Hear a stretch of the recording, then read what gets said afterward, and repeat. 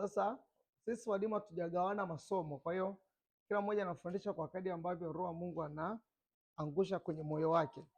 So kama mwanafunzi unabidi umejiandaa kutofautisha kwamba Logati, make sure anapata notebook na kalamu. Kama itakuwa difficult utawasiliana na mwalimu apate notebook na kalamu. Kwa itakuwa ni wajibu wa mwanafunzi kutofautisha kwamba hapa najifunza kwa habari ya hermeneutics, hapa najifunza kwa habari ya wanafunzi, hapa najifunza kwa habari ya utendaji wa Roho. Na kila somo limekusudia kukufanya uongezeke katika neema na kumjua Kristo Yesu. Petro kwanza kabisa soma hiyo. Kusudi la kampu hii naweza nikalisamaliza kwenye mstari mmoja, kitabu cha Petro wa pili sura ya 3. Petro wa pili sura ya 3. Petro wa pili sura ya 3.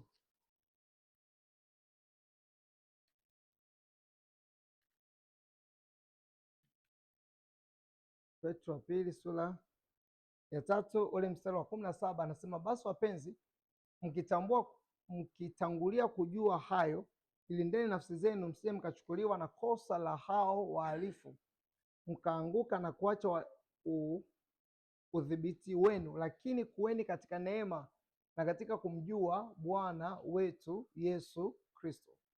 Lakini kuweni katika neema na kumjua Bwana wetu Yesu Kristo. Hiyo ndo ni kama motive, okay? Ni kama power behind, ni kama driving force ambayo inaibeba kampu zima.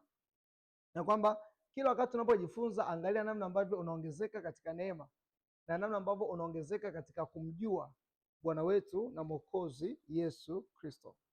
Kukua katika neema kwa lugha nyingine nyepesi ambayo Mtume Paulo ameitumia, Mtume Petro huyu ameitumia kwenye waraka wake wa kwanza, anasema kuukulia wokovu. Kuukulia wokovu. Tunajua kwamba neema ambayo imetuokoa ndio neema ambayo inatutakasa. So maana yake muamini ameokolewa kwa neema, anaendelea kukua katika hiyo neema. Are we together? Ukuaji wa kiroho ni kazi ya Roho Mtakatifu ndani ya muamini ambayo inatokea ikimshirikisha huyo muamini. Inatokea kwa muamini kushirikishwa. You see? Kumjua ni neno ambalo ni very common. Kusoma tafsiri Ingereza wametumia neno knowledge. Lakini neno knowledge si tu maarifa kama ambavyo tunafahamu. Neno knowledge ambalo limetumika hapo linaweza likafahamika vizuri na neno la Kiebrania, neno ada. Priska anajua maana yake, ameanza kucheka. Neno ada kwa lugha ya Kiebrania, okay, wanafunzi wa lugha kwa wanajua kimsamiati siyatamka vizuri. Ada.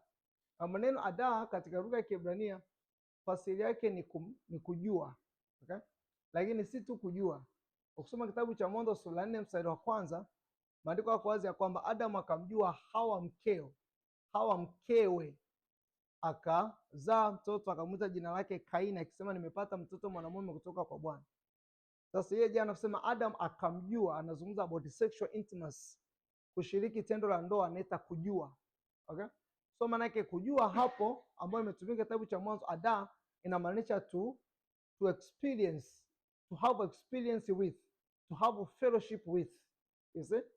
To have experience with, to have fellowship with. Are we together? To have intimacy with. Okay? Kuwa na ushirika na uzoefu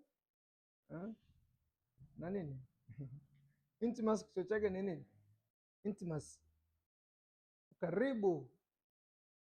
So maana yake anavyosema kumjua Yesu Kristo, si tu kumjua kama kusema ni Yesu, no. Badala yake maana yake ni to have fellowship with Jesus Christ, to have intimacy with Jesus Christ, or to have fellowship with Jesus Christ. Kwa kama kusema muamini anatakiwa kuendelea kukua katika koinonia with Christ, kuwa katika ushirika with Christ. Muamini anatakiwa kuwa more conscious and more practical about his union with Christ. Muamini anatakiwa kuwa na utambuzi ya kwamba ameunganika pamoja na Kristo. So maanake kumjua katika maandiko si kuwa na mkusanyiko wa taarifa kuhusu Yesu, okay? Lakini kumexperience, okay? Nitumie lugha ya Kiswahili, kumuonja, labda nitumie lugha kumuonja, to have fellowship with. Are we together? Are we together? So maanake moja vitu ambavyo we'll have in this camp, utakuwa na experiences, supernatural experiences, utakuwa na supernatural encounters, okay? Mahali hapa patabii named kama Penueli, makutano ya kiungu, makutano, mahali ambako Mungu anakutana na watu wake. Mahali hapa naweza nikapatema as a Penueli, ya kwamba atize mwisho wa siku your testimony inabidi ifanane na Yakobo, okay? Japo umejua zaidi kuliko Yakobo, ya kwamba nimekutana na Mungu, roho yangu imeokoka. So maanake anaposema nimekutana na Mungu, maanake usikule Yakobo amekuwa na fellowship with the Lord, amekuwa na ushirika na Mungu, ambao that fellowship or that encounter ilibadilisha maisha yake. So maanake anaposema kweni katika neema na kumjua, maanake neno kumjua naweza likafasiriwa vima katika muktadha wa Kiebrania neno ada, ambalo fasiri yake nzuri ni to have experience with, to have relationship with, to have fellowship with. Sasa katika muktadha anasema katika kumjua Bwana wetu, kwa maana yake ni kuwa to have fellowship with the Lord, to have relationship au deep relationship with the Lord, au to have fellowship, au to have that intimacy with him. Au together. So pamoja mpaka hapo. So manake kila session ambayo inapinda inavyopita unakuwa unatathmini namna gani hiyo session inakupa inamfunuaje Kristo, okay? Inamfunuaje Kristo, kwa sababu moja ya kiini cha semina zetu zote ambazo tunafanyaga kwa habari ya kuandaa ndugu kwa ajili ya kusanyiko, huwa tunasema kwamba make sure unakuwa na that unquenched desire, unakuwa na kiu isiyokauka na Kristo. Maanake the central figure tunapokuwa tumekusanyika kama hivi ni Kristo. Are we together? So maanake tumekusanyika pamoja na Kristo, tumekusanyika pamoja na uweza wa Kristo. So maanake tukiwa na uelewa huu ya kwamba tumekusanyika pamoja na Bwana, kwa maanake anayekuwa main character katika kusanyiko la waamini ni Kristo Yesu. Utashangaa tunazungumza habari za roho, lakini katika kuzungumza habari za roho tunamfunua Kristo. Are we together? Tunamfunua Kristo, maana huyu roho ambaye tunazungumza habari zake ndiye ambaye anamshuhudia Kristo. Alifanya hivyo kwa manabii wa Agano la Kale, alifanya hivyo na mitume kipindi cha Agano Jipya, alifanya hivyo na kanisa miaka na miaka na miaka mpaka kipindi chetu. Kwa maanake elimu ya Roho Mtakatifu haiwezi ikawa imeeleweka vizuri mpaka Kristo amefunuliwa katika mioyo ya watu. Ndio kusoma statement, elimu ya Roho Mtakatifu inaweza isieleweke vizuri mpaka Kristo amefunuliwa katika mioyo ya watu. Na mengine ni kwamba huwezi ukamfahamu Roho Mtakatifu bila kumfahamu Kristo. Huwezi ukamfahamu Mungu bila kumfahamu Kristo. Hivyo ni kusema Kristo ndiye ufunuo kamili wa Mungu wa Utatu. Kristo ni ufunuo kamili wa Mungu wa Utatu. Ukitaka umjue Mungu Baba, huna budi kumtazama Kristo. Ukitaka umjue Mungu Roho, huna budi kumtazama Kristo. Kwa hiyo kama vile Kristo ni kama Yesu Kristo ndiye ambaye anatuweka katika ufahamu mkamilifu, ufahamu uliokamilika kwa habari ya kwamba Mungu ni nani, Roho Mtakatifu ni nani. Ukweli ni kwamba nikikufundisha kwa habari ya utendaji wa Roho, vyovyote naweza nikasaundi deep pasipo kuhusianisha na kazi kamili ya Kristo Yesu msalabani, na kwa nimekuintroduce kwenye emotionalism theology. Msamiati mpya, emotionalism theology. Kwa nini? Kwa sababu daima macho ya mwamini na asiyeamini daima inabidi yatazamishwe msalaba wa Kristo Yesu. So maanake ni kama hivi, ikatokea hapa umejifunza kuhusu Roho, ukatoka nayo maarifa kuhusu Roho, lakini hayo maarifa hayajamprinti Kristo kwenye moyo wako, hayo maarifa hayakusaidii. Kwa nini? Roho Mtakatifu anatenda kazi katika mipaka kadhi kamili ya Kristo Yesu. Ndio maana Roho Mtakatifu hakutolewa mpaka Kristo ametukuzwa. Hiyo inakupa kusema kwamba utendaji wa Roho Mtakatifu umekuwa rasmi katika ulimwengu baada ya Kristo kumaliza kazi ambayo Baba alimtuma kufanya. So manake tunaelewa utendaji wa Roho katika kazi kamili ya Yesu Kristo. Ndio kusema hiyo kauli. Tunaelewa utendaji wa Roho katika kazi kamili ya Yesu Kristo. Au utendaji wa Roho unaeleweka, au utendaji wa Roho wa kibibilia upo katika msingi wa kazi kamili ya Kristo. Ni kama kusema hivi, kazi ya Kristo ndiyo ambayo imelay foundation to the ministry of the Holy Spirit to the church. Kazi ya Kristo imeweka msingi wa huduma ya Roho kwa kanisa. Haina maana kwamba Roho Mtakatifu hakuwa katika kazi ya ukombozi ambayo Kristo anaifanya. Haina maana Roho Mtakatifu hakuwa katika uumbaji na historia ya ukombozi katika Old Testament. Watu wanasema ni kwamba Roho Mtakatifu ameanza kutenda kazi katika namna ya kipekee, okay? Au wengine ameanza kutenda kazi kwa namna ya kipekee, ni sense ya kwamba a lot of people now wanaweza kaenjoy utendaji wa Roho because ya kile ambacho Kristo amekifanya. How together. Kwa ni kama kusema kazi ya Kristo Yesu ndio ambayo imetayarisha mazingira ya Roho Mtakatifu kumwagwa juu ya watu wote wenye mwili. Kwa lugha nyingine kwamba hakuna namna ambavyo unaweza kuelezea huduma ya Roho Mtakatifu au utendaji wa Roho Mtakatifu bila kujua nini Kristo Yesu amefanya. Na maandiko yanaenda deep zaidi kwa kumweleza kwamba Kristo ndiye anayebatiza kwa Roho. Ndiye anayebatiza kwa Roho. Utakuta msamiati kama huu ambao unasema pia Yesu, Mtume Petro wakati anahubiri, ilikuwa nadhani siku ya Pentekoste kama sijakosea, either sura 3 au sura 2, anasema alipoketishwa mkono wa kuume akakimwaga kipawa hiki. Kwa kusoma maandiko yanaeleza kama vile Roho Mtakatifu ametoka kwa Baba, Roho Mtakatifu ametoka kwa Yesu. Ni statement mbili tofauti kabisa. Roho Mtakatifu ametoka kwa Baba, ameproceed from the Father. Lakini wakati mwingine wanaonyesha kwamba Roho Mtakatifu ameproceed from Jesus our Lord. Hiyo sio contradiction, isipokuwa inaeleza namna ambavyo utatu, tutakuja kujifunza utatu vile ambavyo wanafanya kazi kutimiza the same goal. Okay, kwa manake point ya kuzingatia katika maelezo yote ambayo nimesema ni kwamba huwezi ukaelewa utendaji wa Roho mpaka umefahamu kazi kamili ya Kristo Yesu aliyoifanya.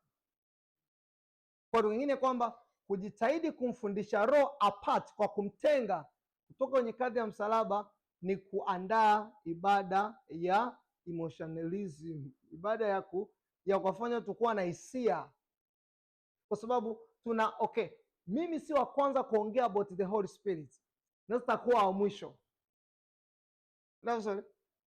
Tuna elimu moja ya somo ambalo limefundishwa kwa hisia za kina na za juu ni kuhusu Roho Mtakatifu, lakini wengi ambao wanazungumza kwa habari ya Roho Mtakatifu wanashindwa kumwelezea Roho Mtakatifu kama vile kumwelezea Roho Mtakatifu sawasawa na ufunuo kamili ambao Kristo ameufunua kwa njia ya kazi yake ya ukombozi. Nikisema Roho Mtakatifu ni mwalimu, nimekosea. Nabii niseme Roho Mtakatifu ni mwalimu wa nini? Nikisema Roho Mtakatifu ni mshauri, bado nimesema ukweli nusu. Ni mshauri wa kitu gani? So maanake masomo mengi ambayo Roho Mungu anafundisha ni kama vile tuangalie kazi ya Roho Mtakatifu. Roho Mtakatifu ni mwalimu. Tunaanza, Roho Mtakatifu anafundisha. Hauna haja, Roho Mtakatifu anakufundisha.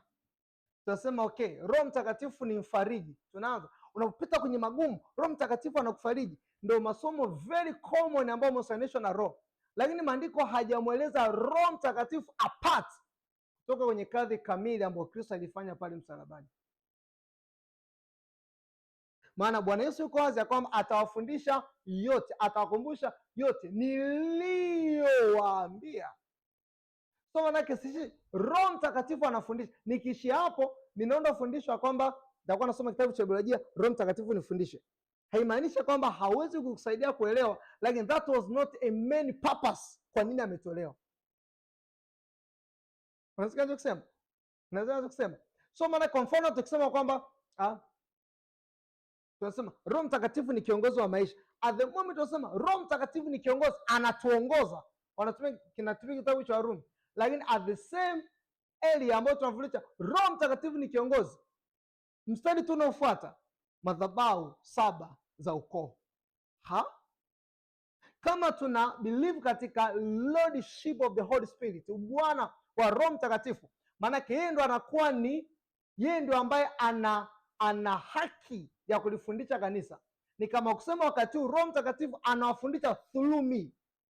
Na kama Roho Mtakatifu ndiye ambaye anafundisha, Roho Mtakatifu ni Mungu na asili ya Mungu habadiliki. Ujumbe wa injili ambao tunahubiri ni eternal message. Kusoma kitabu cha Ufunuo inaitwa injili ya milele, maana yake ni injili sio badilika. Kwa kama huyo Roho alisema katika Kristo tumekombolewa, aweze akajikinga ndani ya mimi mtumishi akasema katika Kristo bado anahitaji kujikomboa, itakuwa ni contradiction.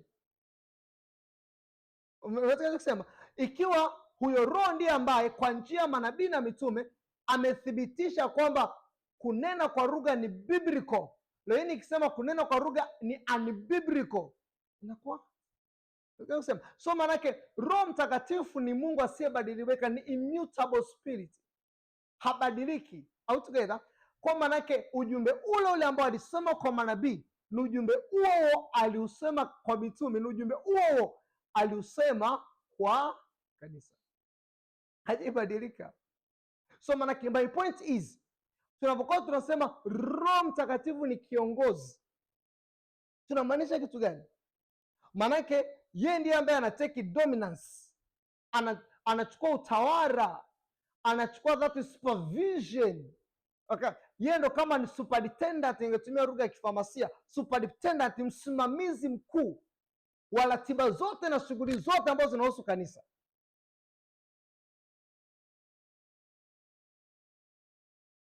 Kwa manake kama ni hivyo, manake sisi sote tuna okay, very powerful. Mwalimu niandikie pembeni, lordship of the Holy Spirit. So manake kanisa limeitwa katika ubwana wa Kristo ambao ni ubwana wa Roho. Ngoja kujifunza hiyo concept.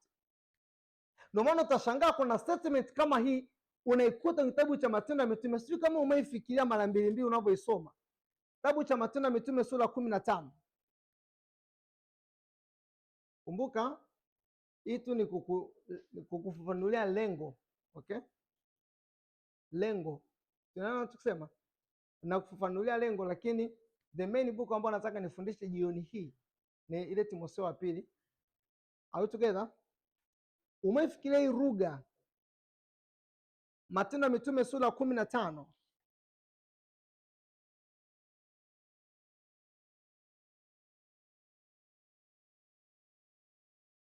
Matendo ya Mitume sura 15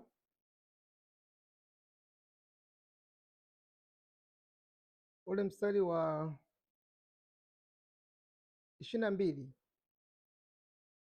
anasema hivi: basi ikawapendeza mitume na wazee na kanisa lote kuwachagua watu miongoni mwao kuwapeleka Antiokia pamoja na Paulo na Barnaba, nao ni hawa: Yuda aliyeitwa Barsaba na Sila, waliokuwa watu wakuu katika ndugu.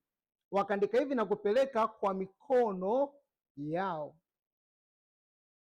Jambo gani? Angalia, hii ni barua ambayo mitume aliandika, si ndivyo?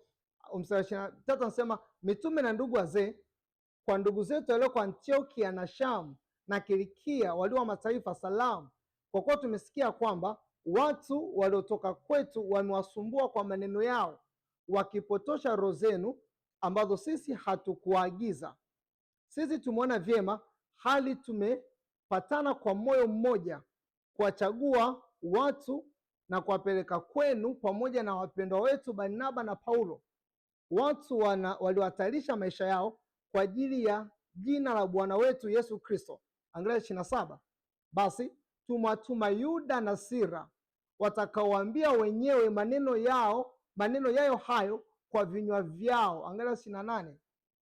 28, zingatia hapo, anasema kwa maana ilimpendeza Roho Mtakatifu na sisi.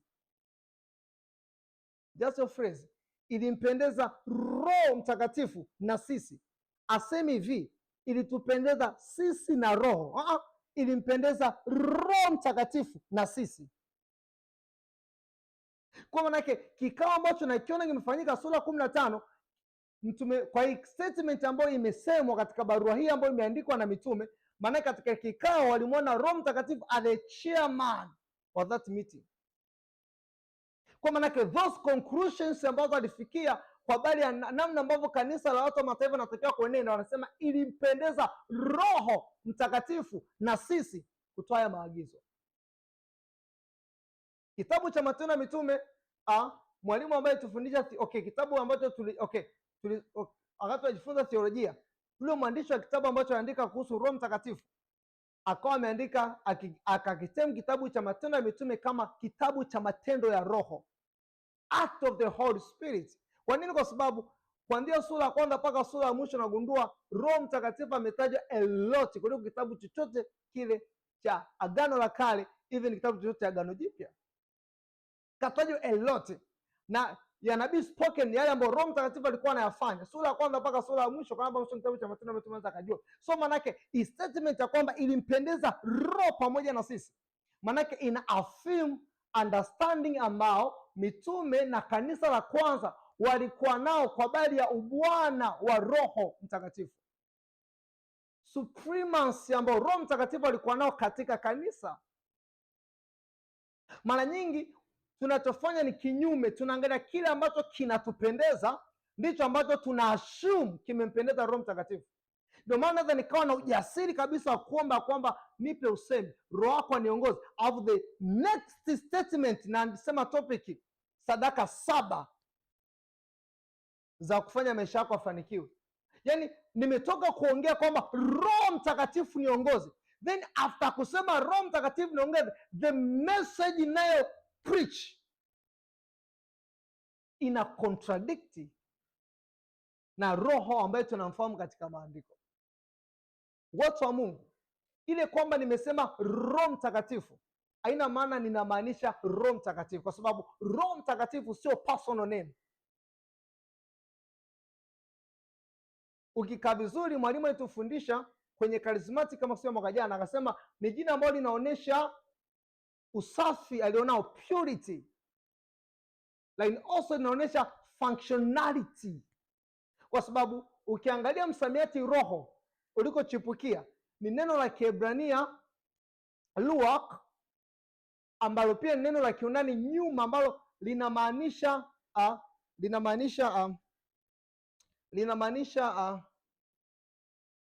pumzi, upepo, pumzi au upepo. So walikuwa wana describe utendaji wa roho, utendaji wa roho ambao nikisema katika lugha ya sema manake utendaji wa pumzi au upepo, wakawa wanaelezea viumbe wasioonekana ambao wanafanya vitu vinavyoonekana. Bila shaka huwezi ukawa mwamini katika Kristo usipokuwa umeamini katika dunia isiyoonekana na dunia inayoonekana. Uko mpaka hapo? Sasa namna gani ya kuelezea kwamba haonekani kwa macho ya damu na nyama, lakini hauwezi kadinai matokeo ya kuwepo kwao? Ni kweli haonekani, lakini unaweza ukashangaa gari limepinduka pale. Haonekani, uoni kabisa, yaani unachokiona ni dereva lakini gari imepinduka. Nini ambacho kimesababisha gari kupinduka? Haonekani kabisa, lakini ghafla tu unakuta uvimbe uliokuwa shingoni umeanza kuyeyuka. Haonekani kabisa. Ghafla utakuta mtu aliyekuwa kiwete tangu kuzaliwa anaanza kutembea. So manake walipokuwa wanaangalia hivyo ya kwamba kuna kitu ambacho ni beyond kile ambacho macho yanaweza kaona, wakawa na describe viumbe hao, nimetumia viumbe hao, wakaanza kudescribe kama nyuma upepo au pumzi, kwa sababu upepo huoni, pumzi huoni, lakini effect yake ni harisi. Come on. So manake even kusema Roho Mtakatifu mara nyingi ni msamiati ambao unatupa kudescribe purity, usafi alionao, lakini also unatupa kudescribe functionality, utendaji wake. So manake never nikamwita even pepo Roho Mtakatifu. Kama in my mind, kama katika dhamiri yangu, huyo pepo ni msafi na utendaji wake ni observable. Kwani kwamba nimesema Roho Mtakatifu niongoze, then after Roho Mtakatifu niongoze nikahubiri injili nyingine ya aina nyingine, hayupo Roho hapo, hayupo Roho hapo. Ndio maana alituonya kwa umakini sana Yohana akisema kwamba jamani, tuwe makini. Kwa nini? Kwa sababu kuna roho nyingine imeingia katika kusanyiko inaofundisha na kukanusha kwamba Yesu Kristo hakuja kutoka kwa Mungu. No, Yesu Kristo hakuja katika mwili, na akasema kwa sababu hiyo roho haijatoka kwa Mungu. Anatumia the same Bible, anatumia the same verses, na cha kushangaza ni kwamba Yohana yeye katika uandishi wake, ukisoma hii Biblia ndio inatofautisha lugha ya Kiunani, namna ambavyo walikuwa wanaandika kwenye ile Koine Greek, haina herufi kubwa, haina herufi ndogo. Kwa maana yake sisi tukisema tukiona roho ndogo inazungumzia labda aina nyingine ya roho, labda malaika na pepo. Roho ya herufi kubwa inazungumza Roho Mtakatifu. Huo ni moja ya utafsiri. Yohana yeye mahali anapoelezea roho, mara nyingi kwa tumia neno Roho Mtakatifu, anatumia tu neno roho. Tumepokea roho kweli, roho atokaye kwa Baba. Lakini kwa sababu ya udanganyifu ambao umetokea kwa watu wa siku zetu, pana haja ya kujifunza upya utendaji wa roho. So manake anaposema ilimpendeza, kama hapo nimetoka kuzungumza, ilimpendeza Roho Mtakatifu pamoja na sisi, manake ni moja ya mstari wenye nguvu sana katika kitabu cha Matendo ya Mitume ambao una affirm ya kwamba church affairs si mambo ambayo yanaamuliwa tu kama ambavyo mambo mengine duniani yanaamuliwa. Unajua utendaji wa kanisa ni tofauti kabisa na chama cha siasa, ni tofauti kabisa na taasisi, hata kama kanisa ni taasisi. Kwa nini? Kwa sababu wakati taasisi tunamwona mkubwa ni director au ni chairman, lakini kanisa anayelisimamia ni invisible, hatumwoni kwa macho ya damu na nyama, lakini yupo. Nene kwamba hatumwoni kwa damu, kwa macho, hatumwoni kwa macho ya damu na nyama, tunaashumwa yupo, ametukabidhi kila kitu. Moja kitu ambacho Mungu ameweka kwenye moyo wangu, nitazungumza kidogo about mambo ya Kikatoliki kidogo, kwa sababu okay, tutakuja kuangalia hapo mbele. So manake what I want to say ni kwamba ile statement ya kwamba ilimpendeza. Hebu hiyo ni statement ambayo ina govern our life, ina govern our life, ya kwamba before ujaangalia nini ambacho kina manufaa kwako, unakipima kwanza kwa roho kina manufaa kwa kiwango kipi. Kabla sijasema nataka, ninafikiri je, roho anataka?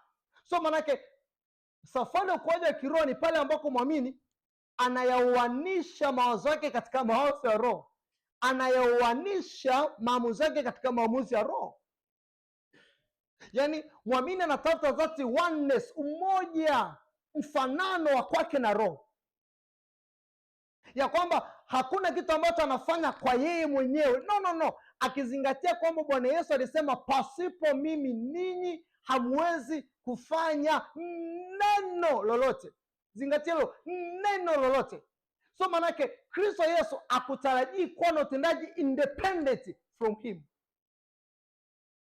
Na Kristo anakaje katika mioyo yetu? Tulijifunza na tutajifunza tena, anakaa katika mioyo yetu kwa Roho Mtakatifu. Kwani kama kusema pasipo Roho Mtakatifu hauwezi ukafanya jambo lolote.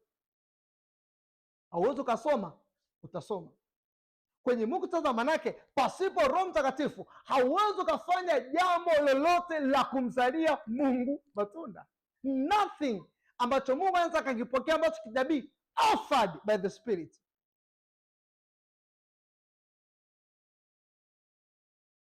Ibada ambayo yani kila kitu ambacho muumini anatakiwa kufanya inabidi afanye katika Roho. Maandiko yanasema tuenende na tuishi katika Roho. So manake muktadha maisha yangu yote ni yanaanza by the Spirit. Nimezaliwa katika Roho, ninaenenda by the Spirit. Yanaishia wapi? Ninatukuzwa by the Spirit of the Lord. Kwani kama kusema hivi, pasipo Roho Mtakatifu siwezi ukafanya jambo lolote la kumpendeza Mungu. Mengine inaweza ikafanya, lakini tukijafika katika muktadha wa kwamba hiki ndicho kinachokubalika kwa Mungu, without the Spirit hauwezi ukafanya kitu chochote.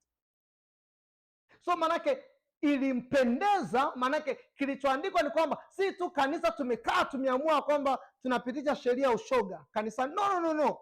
Namna gani hayo maamuzi ambayo tunafanya yanafanana na kile ambacho Roho Mtakatifu angefanya? Out together. Kwa manake moja dhumuni ya karama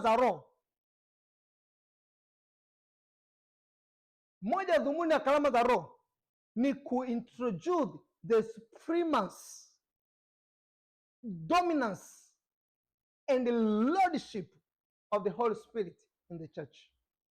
Supremacy, dominance and the lordship of the Spirit in the church. Sasa mwalimu, mbona anasema tumepewa kwa ajili ya kufaidiana? Yes, tumepewa kwa ajili ya kufaidiana, lakini kila wakati karama za Roho zinapotokea, maanake tunajua nani ni source ya hizo karama kutokea, nani ni causative hayo mambo kutokea. Sasa maanake mwisho wa siku kilichotokea ni kwamba kanisa la Korinto wakawa wamezikumbatia karama, wakaacha kumkumbatia mtoa karama. Ni moja ugonjwa sana ya kwamba wengi wanapenda vitu ambavyo Yesu anatoa, hawamtaki Kristo anayetoa vitu. Wengi wanataka ku walk in power, wanataka kuona demonstration ya karama za Roho in operation. Kila mmoja anapenda, lakini ni wachache ambao wanataka kuwa na that fellowship with the Holy Spirit. All together. So manake ikauri, unaweza kuzungashia mstari kitabu cha Matendo ya Mitume 20 ambao umeusoma. Hebu make to be your prayer ya kwamba katika maisha yako just utakuwa tuna one passion, one purpose, to know him more and more. When I know him, I find me. Kwa inakuwa ni lengo la maisha. Unatafuta dhati, ukoja kwa manake ni kutafuta dhati oneness. Jinsi kusema neno oneness, kuwa na mfanano wa kile ambacho unafikiri na kile ambacho Roho anafikiri, kile ambacho unasema na kile ambacho Roho angesema. All together. So manake that's what the maturity. Kwa manake sasa rudi kule kwenye malengo ya kampu. Rudi kwenye malengo ya kampu pale. Rudi pale kwenye malengo ya kampu. Tumesema kwamba tumekuja kwenye kampu, lengo kubwa ambalo limetukusanya ni nini? Labda niwaulize. Ni nini nimesema? Ni nini Glory? Na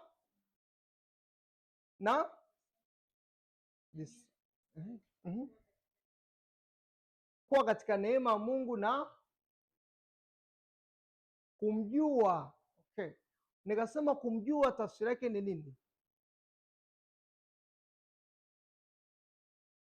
Have intimacy with, have relationship with, have fellowship with, have experience with, si ndivyo? Okay, tukasema kwa hiyo tunakuwa na experience, fellowship, intimacy with Christ, si ndivyo? Si ndivyo? Si ndivyo? Ambapo katika maelezo ambayo nimeyatoa naweza nikawekaje huo mstari kwa maelezo ambayo nimeyatoa? Je, kuwa na ufahamu, kuwa na intimacy with Christ ni kuwa na intimacy with the Spirit. Now? Okay. So manake wazo kubwa ambalo we pray and we continue to pray ni kile ambacho kinahitimisha barua ya Wakorintho wa pili sura ya 13 ya kwamba neema ya Bwana wetu Yesu Kristo na upendo wa Mungu Baba na ushirika wa Roho Mtakatifu ndio mambo makubwa matatu ambayo tunayakusudia kuexperience miongoni mwetu. Don't be offended pale ambapo Bwana anakuja kukusahisha na kukurekebisha. Hiyo ni moja ya theme ambayo hii camp maybe reintroduced. I remember kwenye pre-camp seminar nimefundisha just masomo mawili tu. Somo la kwanza kitabu cha Hosea ambayo nitarudia tena, somo la pili kitabu cha Mwanzo ambayo nilifundisha about livers. And before sijafundisha about livers, nilifundisha namna ambavyo Mungu ametuweka mahali ambapo anataka to do something in our heart. All together. So manake hautaki kupitwa na this moment. No. Ile kwamba upo imaanisha automatically unapata kile ambacho kipo. Unatakiwa kujiinvolve yourself. Jaribu kufikiri. Naomba tufikiri tu. Nakumbuka Timotheo wa pili, tufikiri tu. Yesu alikuwa anapita